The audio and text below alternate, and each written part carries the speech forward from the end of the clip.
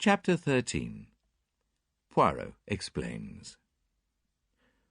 "Poirot, you old villain," I said. "I've half a mind to strangle you. What do you mean by deceiving me as you have done?" We were sitting in the library. Several hectic days lay behind us.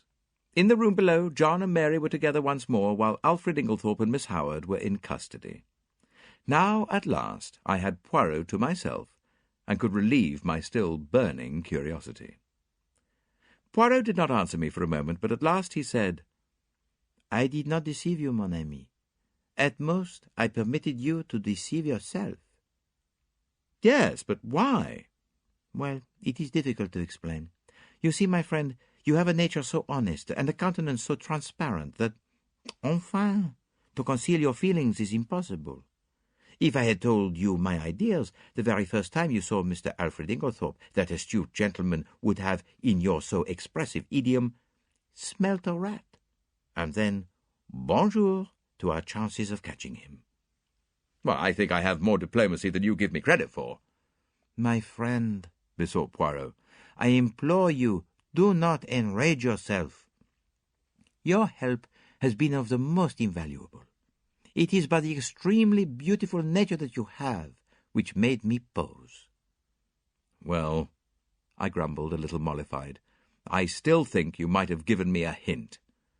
"But I did, my friend. Several hints. You would not take them. Think now, did I ever say to you that I believe John Cavendish guilty? Did I not, on the contrary, tell you that he would almost certainly be acquitted?" "Yes, but—" "And did I not immediately afterwards speak of the difficulty of bringing the murderer to justice? Was it not plain to you that I was speaking of two entirely different persons?" "Well, no," I said. "It was not plain to me." "Then again," continued Poirot, "at the beginning, did I not repeat to you several times that I didn't want Mr. Inglethorpe arrested now? That should have conveyed something to you." "What, do you mean to say you suspected him as long ago as that?" "Yes. To begin with, whoever else might benefit by Mrs. Inglethorpe's death, her husband would benefit the most. There was no getting away from that. When I went up to Styles with you on that first day, I had no idea as to how the crime had been committed. But from what I knew of Mr. Inglethorpe, I fancied that it would be very hard to find anything to connect him with it. When I arrived at the chateau, I realized at once that it was Mrs. Inglethorpe who had burnt the will, and there, by the way, you cannot complain, my friend, for I tried my best to force on you the significance of that bedroom fire in midsummer." Yes, I said impatiently. "Go on." "Well, my friend, as I say, my views as to Mr. Inglethorpe's guilt were very much shaken. There was, in fact, so much evidence against him that I was inclined to believe that he had not done it." "Well, when did you change your mind?" "When I found that the more efforts I made to clear him, the more efforts he made to get himself arrested. Then, when I discovered that Inglethorpe had nothing to do with Mrs. Raikes, and that in fact it was John Cavendish who was interested in that quarter, I was quite sure." "But why?" "Simply this. If it had been Inglethorpe who was carrying on an intrigue with Mrs. Raikes, his silence was perfectly comprehensible. But when I discovered that it was known all over the village that it was John who was attracted by the farmer's pretty wife, his silence bore quite a different interpretation. It was nonsense to pretend that he was afraid of the scandal, as no possible scandal could attach to him.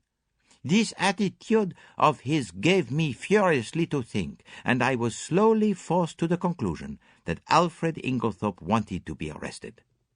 Eh bien, from that moment I was equally determined that he should not be arrested."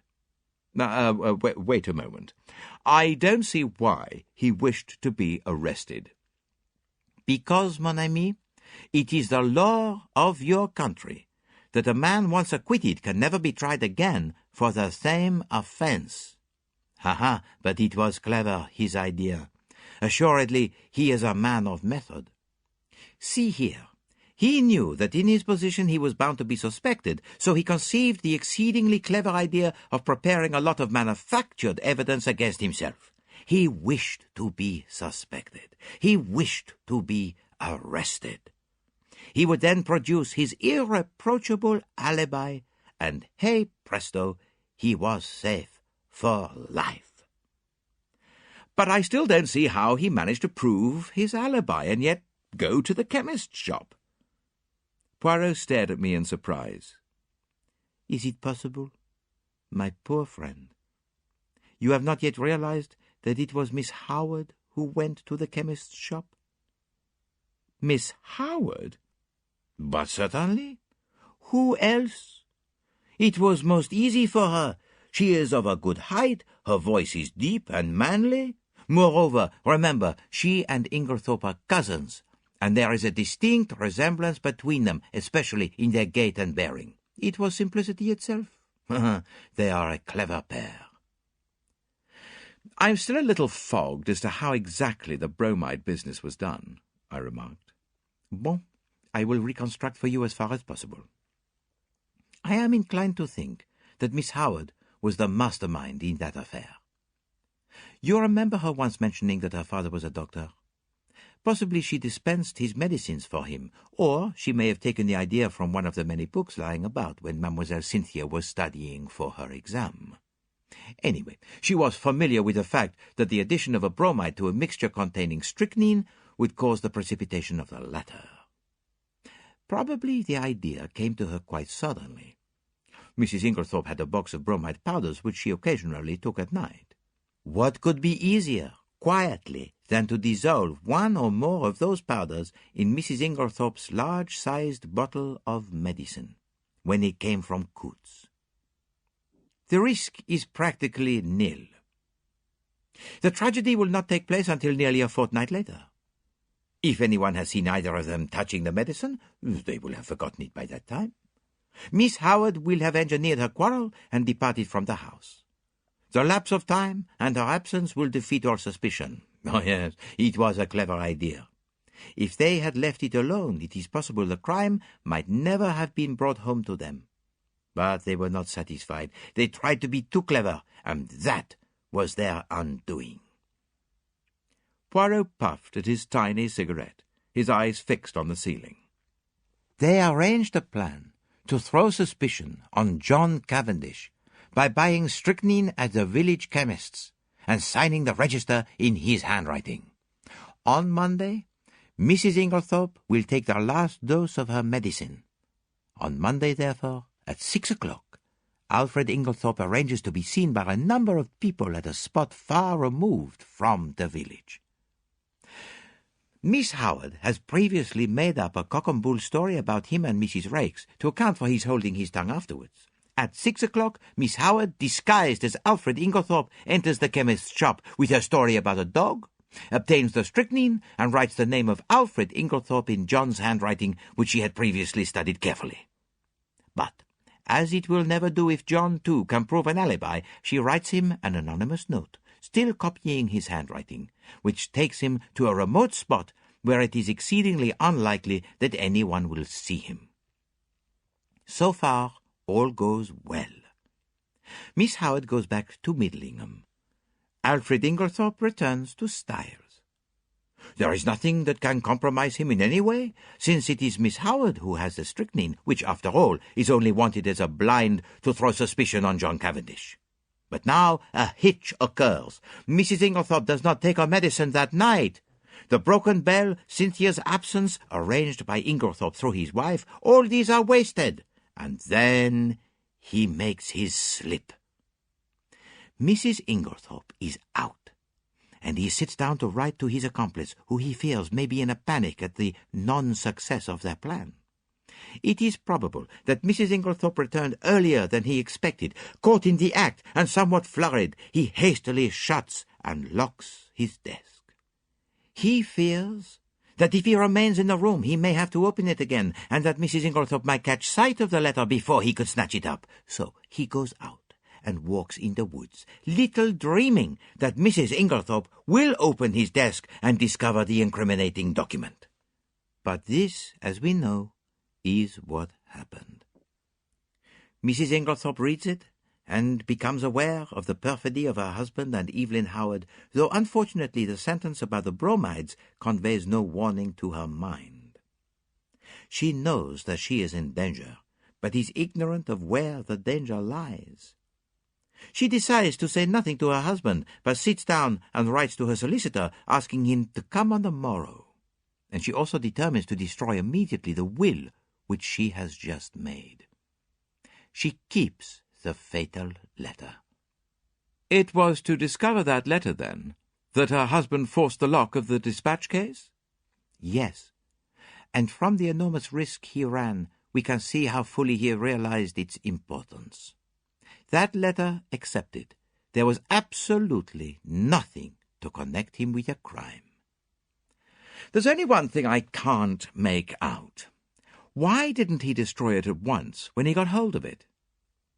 Because he did not dare take the biggest risk of all, that of keeping it on his own person. I don't understand. Look at it from his point of view. I have discovered that there were only 5 short minutes in which he could have taken it. The 5 minutes immediately before our own arrival on the scene. For before that time, Annie was brushing the stairs, and would have seen anyone who passed going to the right wing. Figure to yourself the scene.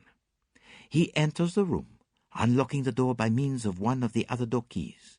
They were all much alike. He hurries to the dispatch case. It is locked, and the keys are nowhere to be seen. That is a terrible blow to him, for it means that his presence in the room cannot be concealed as he had hoped. But he sees clearly that everything must be risked for the sake of that damning piece of evidence. Quickly, he forces the lock with a penknife and turns over the papers until he finds what he is looking for. But now a fresh dilemma arises. He dare not keep that piece of paper on him. He may be seen leaving the room. He may be searched. If the paper is found on him, it is certain doom. Probably at this minute, too, he hears the sounds below of Mr. Wells and John leaving the boudoir. He must act quickly. Where can he hide this terrible slip of paper? The contents of the wastepaper basket are kept, and in any case are sure to be examined. There are no means of destroying it, and he dare not keep it. He looks round, and he sees... What do you think, mon ami? I shook my head. In a moment he has torn the letter into long, thin strips, and rolling them up into spills, he thrusts them hurriedly in amongst the other spills in the vase on the mantelpiece. I uttered an exclamation. No one would think of looking there, Poirot continued, and he will be able at his leisure to come back and destroy this solitary piece of evidence against him. Then all the time it was in the spill vase in Mrs. Inglethorpe's bedroom, under our very noses? I cried. Poirot nodded. Yes, my friend. That is where I discovered my last link. And I owe that very fortunate discovery to you. To me? Yes. Do you remember telling me that my hand shook as I was straightening the ornaments on the mantelpiece? Yes, but I don't see... No, but I saw. Do you know, my friend, I remembered that earlier in the morning, when we had been there together, I had straightened all the objects on the mantelpiece. And if they were already straightened, there would be no need to straighten them again, unless, in the meantime, someone else had touched them. Dear me, I murmured. So that is the explanation of your extraordinary behaviour. You rushed down to Styles and found it still there? Yes, and it was a race for time. But I still can't understand why Inglethorpe was such a fool as to leave it there when he had plenty of opportunity to destroy it. Ah, but he had no opportunity. I saw to that. You? Yes. Do you remember reproving me for taking the household into my confidence on the subject? Yes. Well, my friend, I saw there was just one chance. I was not sure then if Inglethorpe was the criminal or not, but if he was, I reasoned that he would not have the paper on him, but would have hidden it somewhere, and by enlisting the sympathy of the household I could effectually prevent his destroying it. He was already under suspicion, and by making the matter public I secured the services of about 10 amateur detectives who would be watching him unceasingly, and being himself aware of their watchfulness, he would not dare seek further to destroy the document.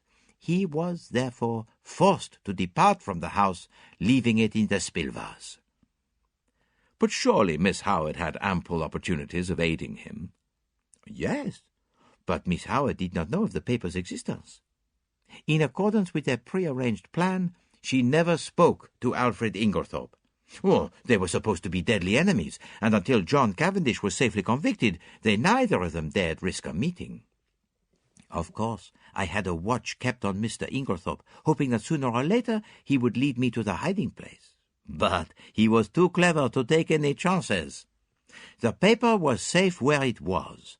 Since no one had thought of looking there in the first week, it was not likely they would do so afterwards.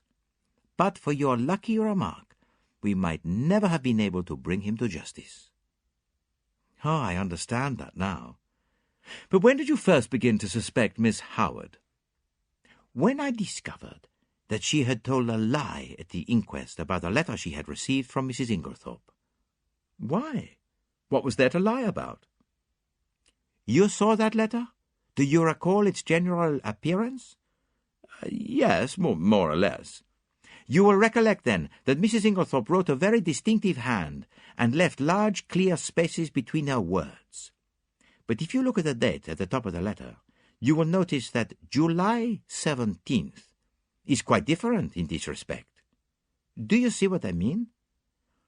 No, I confessed. I don't. You do not see that that letter was not written on the 17th, but on the 7th, the day after Miss Howard's departure? The 1 was written in before the 7 to turn it into the 17th. But why? That is exactly what I asked myself. Why does Miss Howard suppress the letter written on the 17th and produce this faked one instead? Because she did not wish to show the letter of the 17th.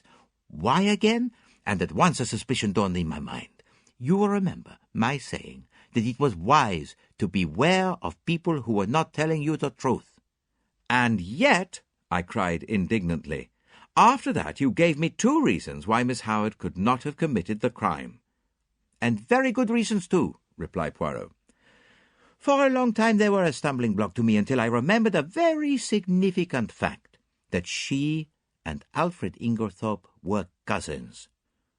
She could not have committed the crime single-handed, but the reasons against that did not debar her from being an accomplice. And then there was that rather over-vehement hatred of hers. It concealed a very opposite emotion. There was undoubtedly a tie of passion between them long before he came to Styles. They had already arranged their infamous plot, that he should marry this rich but rather foolish old lady, induce her to make a will leaving her money to him, and then gain their ends by a very cleverly conceived crime. If all had gone as they planned, they would probably have left England and lived together on their poor victim's money. They are a very astute and unscrupulous pair. While suspicion was to be directed against him, she would be making quiet preparations for a very different denouement. She arrives from Midlingham, with all the compromising items in her possession. No suspicion attaches to her, no notice is paid to her coming and going in the house. She hides the strychnine and glasses in John's room. She puts the beard in the attic. She will see to it that sooner or later they are duly discovered. Well, I don't quite see why they tried to fix the blame on John, I remarked. It would have been easier for them to bring the crime home to Lawrence. Yes, but that was mere chance. All the evidence against him arose out of pure accident. It must, in fact, have been distinctly annoying to the pair of schemers. His manner was unfortunate, I observed thoughtfully. Yes. You realize, of course, what was at the back of that? No. You did not understand that he believed Mademoiselle Cynthia guilty of the crime? No, I exclaimed, astonished. Impossible. Not at all. I myself nearly had the same idea. It was in my mind when I asked Mr. Wells that first question about a will. Then there were the bromide powders, which she had made up, and her clever male impersonations as Dorcas recounted them to us. There was really more evidence against her than anyone else. You are joking, Poirot. No. Shall I tell you what made Monsieur Lawrence turn so pale when he first entered his mother's room on the fatal night? It was because, whilst his mother lay there, obviously poisoned, he saw over your shoulder that the door into Mademoiselle Cynthia's room was unbolted." "But he declared that he saw it bolted," I cried. "Exactly," said Poirot dryly. "And that was just what confirmed my suspicion that it was not. He was shielding Mademoiselle Cynthia." "But why should he shield her?" "Because he is in love with her." I laughed. "Oh, there, Poirot, you are quite wrong. I happen to know for a fact that far from being in love with her, he positively dislikes her." "Who told you that, mon ami?" "Cynthia herself." "Ah, la pauvre petite. And she was concerned?" "Well, she said that she did not mind at all." "Then she certainly did mind very much," remarked Poirot. "They are like that, les femmes." "What you say about Lawrence is a great surprise to me," I said. "But why? It was most obvious. Did not Monsieur Lawrence make the sour face every time Mademoiselle Cynthia spoke and laughed with his brother? He had taken it into his long head that Mademoiselle Cynthia was in love with Monsieur John. When he entered his mother's room and saw her obviously poisoned, he jumped to the conclusion that Mademoiselle Cynthia knew something about the matter. He was nearly driven desperate. First, he crushed the coffee cup to powder under his feet, remembering that she had gone up with his mother the night before, and he determined that there should be no chance of testing its contents. Thenceforward, he strenuously and quite uselessly upheld the theory of death from natural causes. "And what about the extra coffee cup?" "I was fairly certain that it was Mrs. Cavendish who had hidden it, but I had to make sure. Monsieur Lawrence did not know at all what I meant, but on reflection he came to the conclusion that if he could find an extra coffee cup anywhere, his lady-love would be cleared of suspicion. And he was perfectly right." "One thing more. What did Mrs. Inglethorpe mean by her dying words?" "They were, of course, an accusation against her husband." "Oh, dear me, Poirot," I said with a sigh. "I think you've explained everything. I'm glad it's all ended so happily. Even John and his wife are reconciled." "Thanks to me?" "Well, how do you mean, thanks to you?" "My dear friend, do you not realize that it was simply and solely the trial which has brought them together again?